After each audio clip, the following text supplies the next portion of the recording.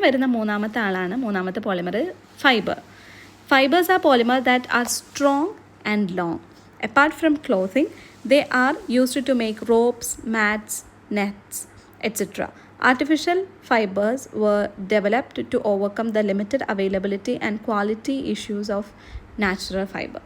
അപ്പോൾ നാച്ചുറൽ നമുക്ക് പറയുന്ന പോലെ തന്നെ ഇപ്പോൾ നാച്ചുറൽ റബ്ബറിൻ്റെ ഡിമെറിറ്റ്സ് പറയുന്ന പോലെ തന്നെ നാച്ചുറലി ഒക്കറിങ് ഫൈബേഴ്സിനും ഉണ്ട് കുറച്ച് പ്രശ്നങ്ങൾ. അപ്പോൾ അതൊക്കെ ഓവർകം ചെയ്യാൻ വേണ്ടിയിട്ട് എഗെയിൻ നമ്മൾ സിന്തറ്റിക് ഫൈബേഴ്സ് ഇപ്പോൾ ഉണ്ടാക്കുന്നുണ്ട്, artificial fibres.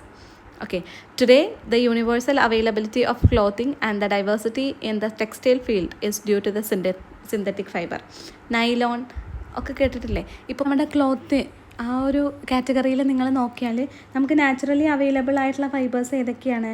Cotton, wool, silk, linen, അങ്ങനെയൊക്കെയാണ്. ഇപ്പോൾ കോട്ടൺ നമ്മൾ ആ ഒരു പ്ലാന്റിൽ നിന്ന് കിട്ടും, വൂൾ ആനിമൽസിൽ നിന്ന് കിട്ടുന്നതാണ്, സിൽക്കും നമ്മുടെ പട്ടുനൂൽപ്പുഴ ഉണ്ടാക്കുന്നതാണ്, പിന്നെ ലിനൻ ആണെങ്കിലും പ്ലാന്റിൻ്റെ ഒരു പാർട്ടാണ്. ഇതൊക്കെ നാച്ചുറലിയാണ്, എക്സ്പെൻസീവ് അല്ലേ അങ്ങനത്തെ ഡ്രസ്സുകളൊക്കെ. പക്ഷേ നമ്മളുടെ ഇന്നത്തെ ഒരു ക്ലോത്തിങ് ഇൻഡസ്ട്രിയിൽ നമ്മൾ നോക്കുമ്പോൾ എത്ര വെറൈറ്റി, ചീപ്പായിട്ടും വെറൈറ്റി ആയിട്ടുള്ള ഒരുപാട് അവൈലബിലിറ്റി ഇല്ലേ ഡ്രസ്സസിൻ്റെ. അതൊക്കെ എങ്ങനെയാണ് വന്നത്? സിന്തറ്റിക് ഫൈബേഴ്സ് ഉള്ളതുകൊണ്ടാണ്. നാച്ചുറൽ ഫൈബേഴ്സ് മാത്രമാണ് നമ്മൾ യൂസ് ചെയ്യുന്നുണ്ടെങ്കിൽ ഈ കോട്ടൺ ആയാലും മറ്റേ ഡ്രസ്സുകളൊക്കെ നല്ല കെയർ കൊടുത്ത് വാഷ് ചെയ്യുമ്പോഴായാലും ഡ്രൈ ചെയ്യുമ്പോഴായാലും ഇടുമ്പോഴൊക്കെ നമ്മൾ അത്യാവശ്യം കെയർ കൊടുക്കേണ്ടതാണ് നാച്ചുറൽ ആയിട്ടുള്ള ഫൈബേഴ്സ് കൊണ്ട് ഉണ്ടാക്കിയിട്ടുള്ളത്. പക്ഷേ സിന്തറ്റിക് ഫൈബർ ആകുമ്പോൾ പോളിസ്റ്ററൊക്കെ സിന്തറ്റിക് ഫൈബറാണ്, ചിലപ്പോൾ ചൂടെടുക്കും, അങ്ങനെയൊക്കെ ഉണ്ടെങ്കിലും ഡ്യൂറബിലിറ്റി കൂടുതലാണ്, അത് കുറച്ചും കൂടെ കാലം നിൽക്കും. ഓക്കെ, അപ്പോൾ ടെക്സ്റ്റൈൽ ഫീൽഡിലൊക്കെ ഈ ഒരു സിന്തറ്റിക് ഫൈബർ വന്നതുകൊണ്ട് ഒരുപാട് ചേഞ്ചസ് വന്നിട്ടുണ്ട്. Nylon is the first synthetic fibre made by human. Bakelite എവിടെ നമ്മൾ പറഞ്ഞത്? അതേപോലെ നൈലോൺ ഫസ്റ്റ് സിന്തറ്റിക് ഫൈബറാണ് കേട്ടോ.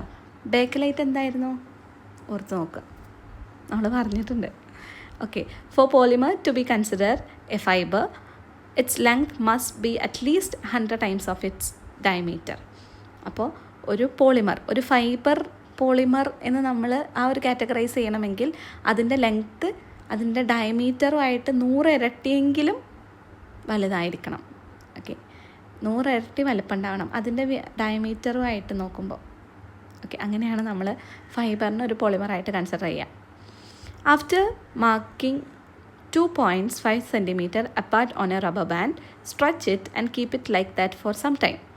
Then untie it and allow it to return to its original state. Is the distance between the markings still 5 cm? Does the rubber band return completely to its original state? Why? നമ്മൾ rubber band എടുത്തിട്ട് എന്ത് ചെയ്യുക? 5 cm mark ചെയ്യുക, എന്നിട്ട് stretch ചെയ്യുക. Okay, കുറച്ച് നേരം stretch ചെയ്ത് വെച്ചിട്ട് നമ്മൾ അത് തിരിച്ചു വിടുക, ഒന്നെങ്കിൽ കെട്ടി വെക്കുക, അങ്ങനെ ചെയ്തിട്ട് തിരിച്ച് അതിനെ റിലീസ് ചെയ്യുക. എന്നിട്ട് അത് ഒറിജിനൽ സ്റ്റേറ്റിലോട്ട് വരുമല്ലോ. അപ്പോഴും നമ്മൾ സ്ട്രെച്ച് ചെയ്തപ്പോൾ അതേ 5 cm അതേ സ്ഥാനത്ത് തന്നെയാണോ? സ്ട്രെച്ച് ചെയ്യുന്നതിന് മുന്നേയും സ്ട്രെച്ച് ചെയ്ത ശേഷവും 5 cm അത് തിരിച്ചു വന്നപ്പോൾ ഒരേപോലെയാണോ എന്ന് നോട്ട് ചെയ്യാം. അപ്പോൾ എന്തായിരിക്കും? Rubber band returns almost to its original state but not fully. ചെറിയൊരു ചേഞ്ച് ഉണ്ടാകും, പക്ഷേ ഓൾമോസ്റ്റ് അത് തിരിച്ചു വന്നിട്ടുണ്ടാകും, same return to original position.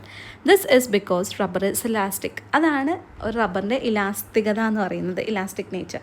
വലിച്ചു നീട്ടിയാൽ തിരിച്ച് അതേ റീസ്റ്റോർ ചെയ്യാൻ കപ്പാസിറ്റി ഉള്ളവരാണ് ഇലാസ്റ്റിക് ആൾക്കാർ.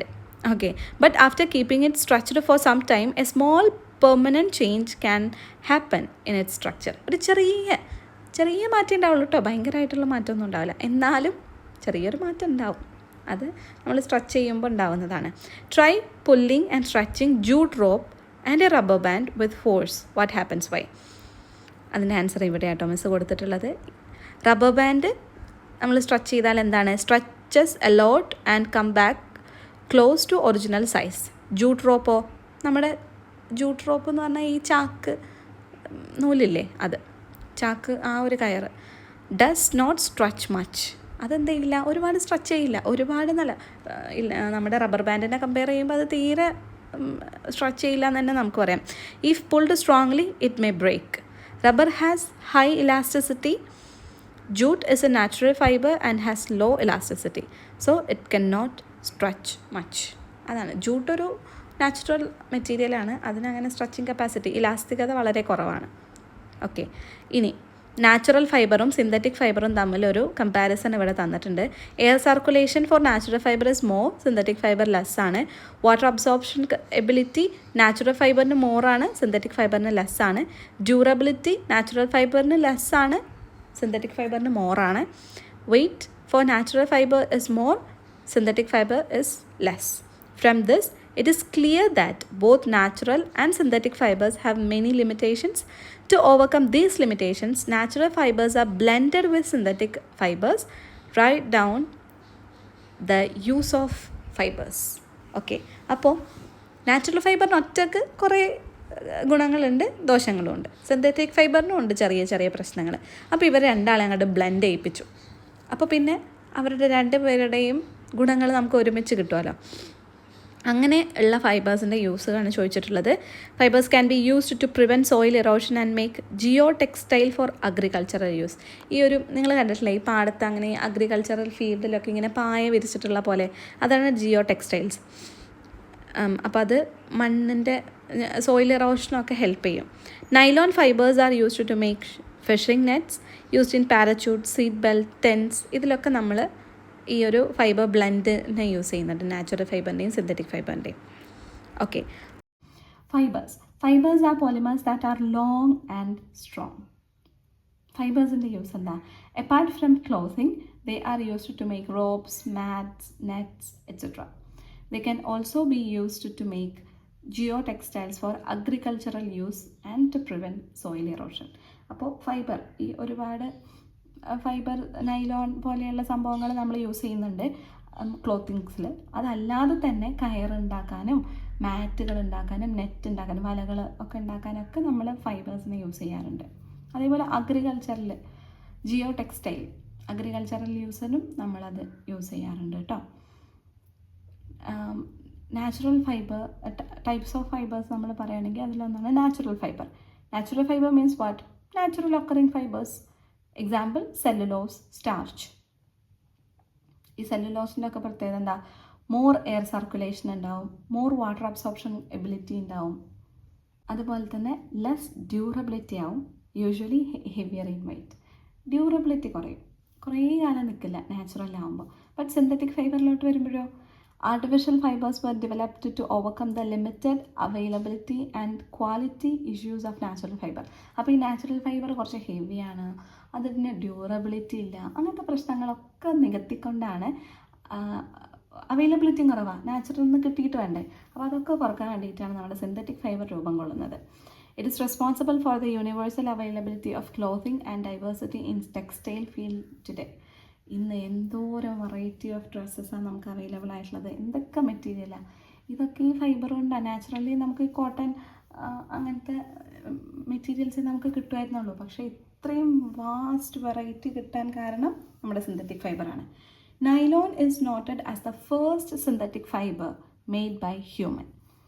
നമ്മൾ ആദ്യമായിട്ട് ഉണ്ടാക്കിയിട്ടുള്ള സിന്തറ്റിക് ഫൈബർ ആരാണ്? നൈലോൺ ആണ് കേട്ടോ. They have less air circulation and water absorption availability. ഇവർ എയർ സർക്കുലേഷനൊക്കെ കുറവാകും.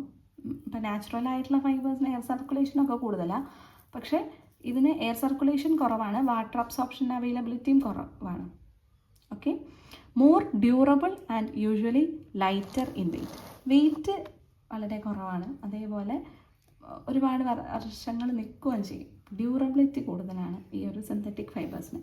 ഇപ്പോൾ കോട്ടൺ ഡ്രസ്സുകളൊക്കെ പെട്ടെന്ന് ചിലപ്പോൾ കേടുവന്ന് പോകും, നമ്മൾ ഹാർഡായിട്ട് വാഷ് ചെയ്താലും ഒക്കെ അതിൻ്റെ ടെക്സ്ചറിന് ഡിഫറൻസ് വരും. പക്ഷേ പോളിസ്റ്റർ, മറ്റ് മിക്സ് സിന്തറ്റിക് മെറ്റീരിയൽസ് കൊണ്ട് ഉണ്ടാക്കിയിട്ടുള്ള ഡ്രസ്സിനൊന്നും അത്ര പ്രശ്നം വരാറില്ല. ദെൻ ഫൈബറിൻ്റെ use, make clothes and garments, rope, net, bags, ഇതൊക്കെ ഉണ്ടാക്കാൻ ഫൈബേഴ്സ് യൂസ് ചെയ്യും. To make carpets, curtain, bedsheets, fish net, nylon use ചെയ്തിട്ടാണ് ഫിഷ് നെറ്റ് നോർമലി ഉണ്ടാക്കുക. And parachutes, seat belts, tents, insulating materials, ഇതൊക്കെ നമ്മൾ ആരെ കൊണ്ട് ഉണ്ടാക്കും? ഫൈബേഴ്സ് യൂസ് ചെയ്തിട്ട് ഉണ്ടാക്കാറുണ്ട് കേട്ടോ. അപ്പോൾ ഈ ഒരു ടേബിളും കൂടെ നമുക്ക് കംപ്ലീറ്റ് ചെയ്യാം.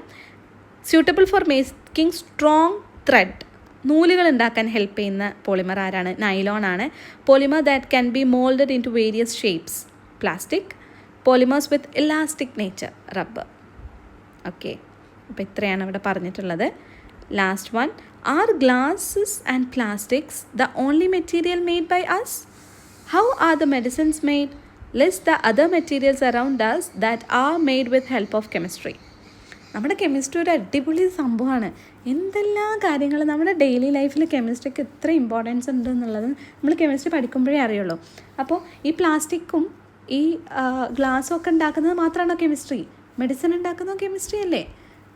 യെസ്, ബയോളജി കെമിസ്ട്രി കൂടി ബയോ കെമിസ്ട്രി ഫീൽഡിൽ നമ്മൾ ഫാർമസ്യൂട്ടിക്കൽസിലൊക്കെ കെമിസ്ട്രിക്ക് ഒരുപാട് കൈകളുണ്ട്.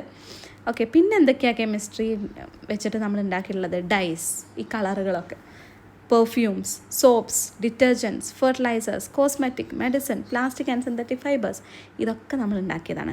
As a branch of science that helps to create new materials with suitable properties, material chemistry plays a crucial role in human progress. Yes, ഇപ്പോഴും വളർന്നുകൊണ്ടിരിക്കുന്ന ഒരു ശാസ്ത്രശാഖയാണ് നമ്മളുടെ ഈ മെറ്റീരിയൽ കെമിസ്ട്രി എന്ന് പറയുന്നത്. ഓക്കെ, ഇതോടുകൂടെ നമ്മളുടെ 8ാം ക്ലാസ്സിലെ കെമിസ്ട്രി പോർഷൻ അവസാനിച്ചിരിക്കുകയാണ്. ഇനി നമുക്ക് നോക്കാനുള്ളത് ലെറ്റ്സ് അസസ് എന്ന് പറയുന്ന പാർട്ടാണ്. ഇപ്പോൾ ചാപ്റ്റർ നന്നായിട്ട് പഠിച്ച എൻ്റെ കുട്ടികൾക്ക് ഇത് വളരെ സിമ്പിളായിട്ട് സോൾവ് ചെയ്യാൻ പറ്റുന്നതേ ഉള്ളൂ. ഓക്കെ, അപ്പോൾ ഫസ്റ്റ് നമുക്ക് നോക്കിയാലോ. Which of the following is made of a synthetic material? 4 option തന്നിട്ടുണ്ട്. അതിൽ ഏതാണ് സിന്തറ്റിക് മെറ്റീരിയൽ കൊണ്ട് ഉണ്ടാക്കിയിട്ടുള്ളത് എന്നുള്ളതാണ്. Okay, A iron nail, B aluminium vessel, C glass test tube, D gold ornament. ബാക്കിയെല്ലാം എന്താണ്? മെറ്റലാണ്, അത് നാച്ചുറലാണ്. ഇതിൽ ആര് മാത്രമേ ഉള്ളൂ synthetic material? Glass test tube. Okay, അപ്പോൾ അത് ടിക്ക് ചെയ്ത് കൊടുക്കുക. രണ്ടാമത്തെ question, which of the following is not a polymer? Polymer അല്ലാത്തത് ഏതാണ്? ബേക്കലൈറ്റ് പോളിമറാണ്, PVC പോളിമറാണ്, റബ്ബർ പോളിമറാണ്, കോപ്പർ ഒരു പോളിമർ അല്ല. ഓക്കെ, പോളിമറിൻ്റെ സ്റ്റാൻഡേർഡ് നമുക്കറിയാമല്ലോ, ലോങ് ചെയിൻ കണക്റ്റഡ് ആയിട്ടിരിക്കണം, അങ്ങനെ കുറേ പ്രോപ്പർട്ടീസ് ഉള്ളവരാണ് പോളിമേഴ്സ്. അപ്പോൾ കോപ്പർ ഒരു പോളിമർ അല്ല. What is the difference between thermoplastics and thermosets? Thermoplastic എന്താണ്? It can be reheated, melted and reshaped into new products. Plastic carry bags ഒക്കെ അതിൻ്റെ എക്സാമ്പിളാണ്. തെർമോസെറ്റ്സ് ആണെങ്കിലോ, thermosetting plastic or thermosets cannot be reheated and melted to make new reshaped products. അതിന് example എന്താണ്? Handle of A pressure cooker. അപ്പോൾ ഇത് 2 മാർക്കിനൊക്കെ ആണെങ്കിൽ നിങ്ങൾ ഇതിൻ്റെ ഡെഫിനിഷൻ മാത്രം എഴുതിയാൽ മതി. കുറച്ചും കൂടെ എലാബറേറ്റ് ചെയ്തിട്ട് എഴുതാൻ 3 മാർക്കൊക്കെ ആകുമ്പോൾ അതിനനുസരിച്ചിട്ട് നമ്മൾ എക്സാമ്പിളും ഒക്കെ കൂട്ടി ആഡ് ചെയ്തിട്ട് കൊടുക്കണം. ഓക്കെ, ഇത് ഓൾറെഡി മിസ്സിൻ്റെ നോട്ടിൽ നമ്മൾ കഴിഞ്ഞ ക്ലാസ്സിൽ ഡിസ്കസ് ചെയ്തുകൊണ്ടാട്ടോ ഇവിടെ അത് വീണ്ടും റിപ്പീറ്റ് ചെയ്യാത്തത്. അപ്പോൾ എൻ്റെ മക്കൾക്ക് അറിയാലോ, അത് ജസ്റ്റ് എഴുതി കൊടുത്താൽ മതി. 4th one, write one reason why synthetic rubber is used in the manufacture of tire. അപ്പോൾ സിന്തറ്റിക് ആയിട്ടുള്ള റബ്ബേഴ്സും ഉണ്ട്, നാച്ചുറൽ റബ്ബറും ഉണ്ട്. പക്ഷേ ടയറൊക്കെ ഉണ്ടാക്കാൻ വേണ്ടിയിട്ട് നമ്മൾ സിന്തറ്റിക് ആയിട്ടുള്ള റബ്ബറാണ് യൂസ് ചെയ്യുക. എന്താണ്, എന്തുകൊണ്ട്? Synthetic rubber show less wear and tear compared to natural rubber. അതുകൊണ്ടാണ് നമ്മൾ എന്ത് യൂസ് ചെയ്യുന്നത്? സിന്തറ്റിക് റബ്ബർ യൂസ് ചെയ്യുന്നത്. 5th one, what is the advantage of blending natural fiber along with synthetic fiber? എന്തിനാണ് നമ്മൾ നാച്ചുറൽ ഫൈബറിനെ സിന്തറ്റിക് ഫൈബറുമായിട്ട് blend ചെയ്യുന്നത് എന്നാണ് question. Natural fibre are blended with synthetic fibre to overcome the limitations of both natural and synthetic rubber. More strength and durability, better comfort, longer life. Example, cotton plus polyester gives comfortable, strong, easy to maintain. അതായത് എന്തിനാണ് natural ഫൈബറിൻ്റെ കൂടെ synthetic fibre mix ചെയ്യുന്നത്? അതിൻ്റെ രണ്ടിൻ്റെയും limitation overcome ചെയ്ത് ഒരു അടിപൊളി സാധനമാക്കാൻ വേണ്ടിയിട്ടാണ് നമ്മളതിനെ ബ്ലെൻഡ് ചെയ്യുന്നത്. അപ്പോൾ ബ്ലെൻഡ് ചെയ്താൽ എന്തൊക്കെയാണ് ഗുണം? More strength and durability, strength കിട്ടും, ഡ്യൂറബിളാണ്, അതായത് കുറേ കാലം നിൽക്കും. ബെറ്റർ കംഫർട്ട് ബെറ്ററാണ്, ലോങ്ങർ ലൈഫ്. അതിൻ്റെ ഒരു ബെസ്റ്റ് എക്സാമ്പിളാണ് കോട്ടണും പോളിസ്റ്ററും കൂടെ മിക്സ് ചെയ്യുക. അത് മിക്സ് ചെയ്താൽ നമുക്ക് കൂടുതൽ കംഫർട്ടബിളാണ്, കൂടുതൽ സ്ട്രോങ് ആണ്, കൂടുതൽ easy to maintain. 6th one, material chemistry provides us with both advantages and disadvantages. Do you agree with the statement? Why? Material chemistry നമുക്ക് അഡ്വാൻറ്റേജും ഉണ്ട്, ഡിസഡ്വാൻറ്റേജും ഉണ്ട്. അതിന് ഈ ഒരു സ്റ്റേറ്റ്മെൻറ്റിനോട് നിങ്ങൾ അംഗീകരിക്കുന്നുണ്ടോ ഇല്ലയോ എന്നാണ് ക്വസ്റ്റ്യൻ. എൻ്റെ മക്കൾ അംഗീകരിക്കുന്നുണ്ടോ? മെറ്റീരിയൽ കെമിസ്ട്രീൻ്റെ അഡ്വാൻറ്റേജ് ആദ്യം നമുക്ക് നോക്കാം. എന്താണ് അഡ്വാൻറ്റേജസ്? അഡ്വാൻറ്റേജും ഡിസഡ്വാൻറ്റേജും ഉണ്ട് എന്ന് നമുക്കറിയാം. എന്താണ്? Helps in transforming various substance into useful products for humans. The universal availability of clothing and diversity in textiles is due to synthetic fiber. Plastic give us diverse benefit. Yes, ഇത്രയും material കെമിസ്ട്രിക്ക് ഒരുപാട് ഗുണമുണ്ട്. Okay, ദോഷമുണ്ട്. എന്തൊക്കെയാണ് ദോഷം? Uncontrolled use of plastics and plastic products cause water and soil pollution which alter the natural chemical composition of soil, air and water and affect growth of plants and organisms. അതാണ് പ്രശ്നം. നമ്മൾ ഓവറായിട്ട് use ചെയ്യുമ്പോൾ അത് മണ്ണിൻ്റെയും വാട്ടറിൻ്റെയും ഒക്കെ പൊല്യൂഷന് കാരണമാകും. അത് നമ്മളുടെ പ്ലാന്റ്സിൻ്റെ ഗ്രോത്തിനെയും നമ്മളുടെ എല്ലാം എർത്തിൻ്റെ ആകെയുള്ള ആ ഒരു ഇക്വലിബ്രിയം തന്നെ തകർക്കാൻ കാരണമാകും. അപ്പോൾ ഡിസഡ്വാൻറ്റേജും ഉണ്ട്, അഡ്വാൻറ്റേജും ഉണ്ട്. ഇത്രയാണ് നമ്മൾ ഈ ചാപ്റ്ററിൽ ഡിസ്കസ് ചെയ്തത്. Hope you are understood. നിങ്ങൾക്ക് ഇഷ്ടമായെങ്കിൽ, നിങ്ങൾക്ക് കൂടുതൽ വീഡിയോസ് വേണമെങ്കിൽ you can subscribe and like, share, subscribe. Hope you understood the chapter clearly. If you have any doubt, just comment below, and thank you.